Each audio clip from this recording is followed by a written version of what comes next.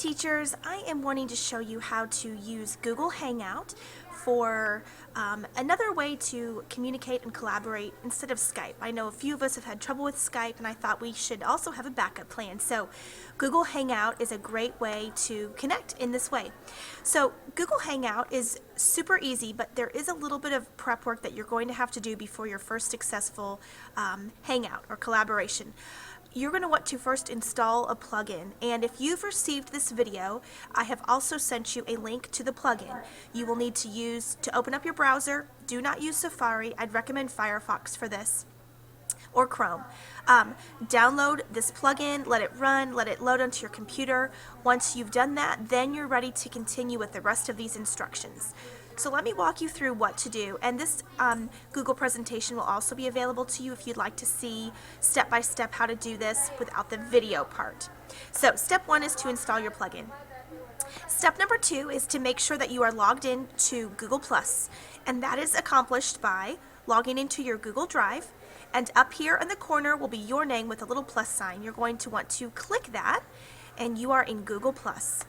Now, I've got bunches of photos and stuff in mine. Yours might be a little bit less crazy busy, but what you're most focused on is going to be over in this section of your Google page here. You want to look at the Hangouts.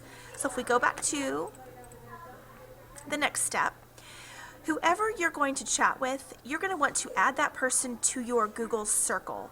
Then, once you're ready to chat, it's going to be much easier to start that conversation with them through Google Hangout. So, over here I have an example here of adding Gloria to my circle. So let's go back and take a look at that. So over here is my list of people who are already contacts with me, or people who are listed in the directory. So I'm going to go ahead and look someone up. Okay, let's look at Polly here. Now, Polly and I are already connected. Notice here it's showing that we're already friends.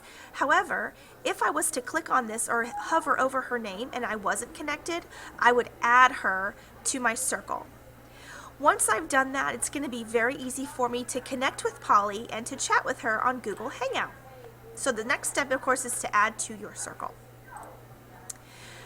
Finally, the last step is to pick that person and to get that new Hangout started. So if we go back to our Google+, and I'm going to chat with Polly here, I'm going to click on her name, and here it's going to pop up a little box. Now, there's a few options here. What I really want to click on, though, is the little video camera, which means I'm going to start a video chat with her.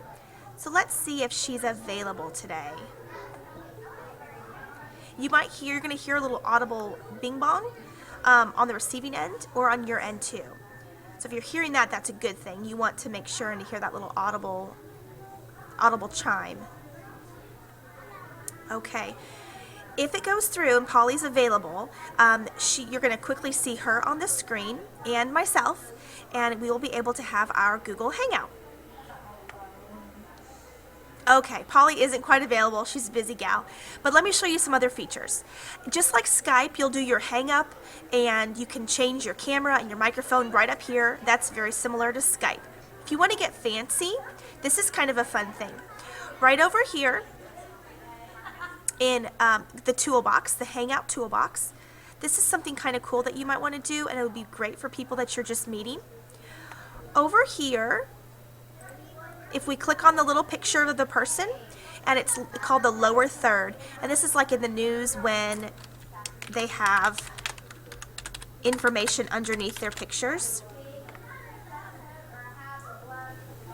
I'm going to turn on my lower third, and you'll notice way down here, it's hard to see me, my name pops up and what I've typed pops up underneath my picture.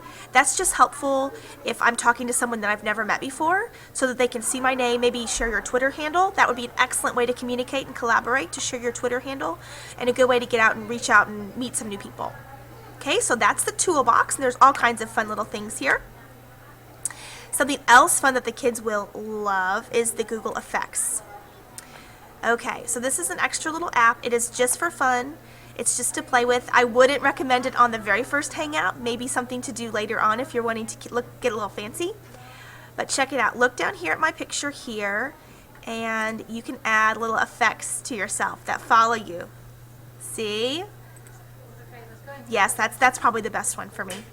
Okay, so that's just some fun things that you can do with Google Hangout. Also cool with Google Hangout, you can chat with up to 10 different people at one time. You're not limited to simply one-on-one like you are with Skype. So I really hope that you guys will use Google Hangout, that you'll like Google Hangout. It'll be something that you can use besides Skype. And remember, the steps are in this Google presentation that I'll make available to you. I really hope that you'll give it a shot. Thanks.